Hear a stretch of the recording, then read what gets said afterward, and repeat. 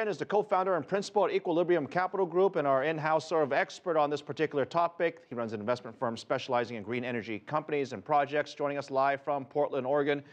Dave, it's good to see you. And this whole robot and automation thing, it sounds like Star Trek and Star Wars, but this is the real deal, right? Absolutely. The truth of the matter is we've been using robotics throughout any of the manufacturing, high-tech manufacturing for years, cars, etc. And so what we're now seeing is a wider spread use of these kinds of tools. And we're going to continue to see automation because I think labor is going to continue to be an issue that we're challenged with.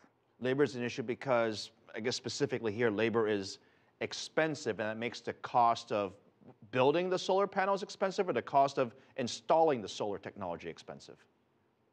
I mean, across the board, I think low-cost labor, highly skilled manual labor, these are all wonderful opportunities to use automation where the cost of labor, or increasingly here in the U.S., the availability of labor in certain job classifications. We're going to start seeing automation to a greater and greater degree for example, in places like agriculture.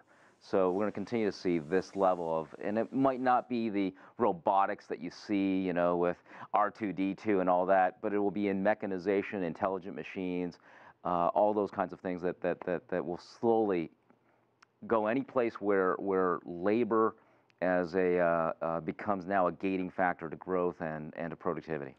You and I have talked all year long about green technology, and I guess for the audience, we've seen oil prices hover around $100 a barrel. Nat gas has creeped up as well, but the cost of wind technology has come down. The cost of solar technology has come down. The question is, have they come down enough where people will take a very serious look at both these technologies when you compare them to traditional energy sources?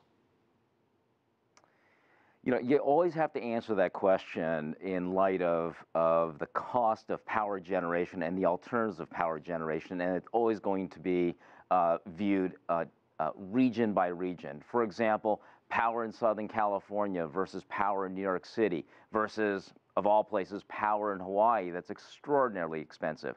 So if you look at Hawaii, for example, where it's not unusual to have power rates at the retail level of 25 cents a kilowatt hour all the way to 50 cents a kilowatt hour.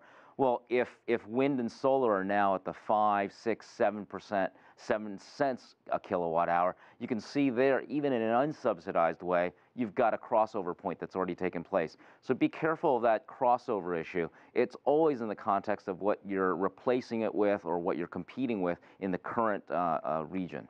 You spend your time pretty much 24 hours a day looking for the best technology to invest in around the world. So I'm going to ask you, what's the most exciting technology in green energy that you're looking at right now?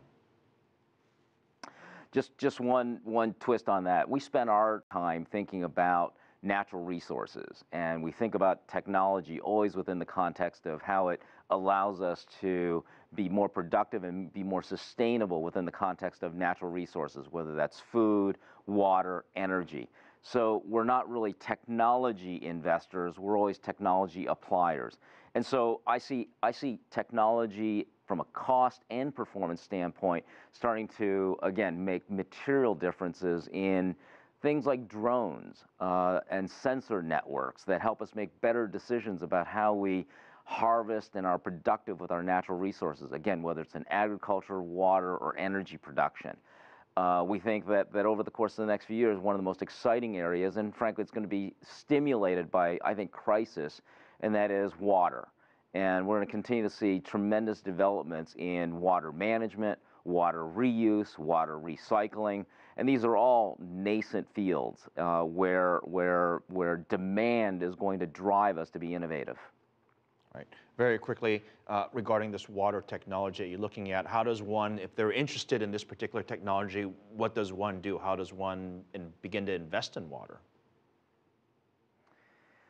I think there's a multitude of ways of investing in water. You can invest in water as an asset. You can invest in water as a waste stream, so water treatment facilities. You can even invest in water almost as an energy source. But I think some of the most interesting things are going to take place here. And here in the U.S., I think this summer, between the drought that we're being very sensitive to in California, between the fact that I think all forecasts are that the Colorado River is going to run at an all-time low, which is going to impact agriculture.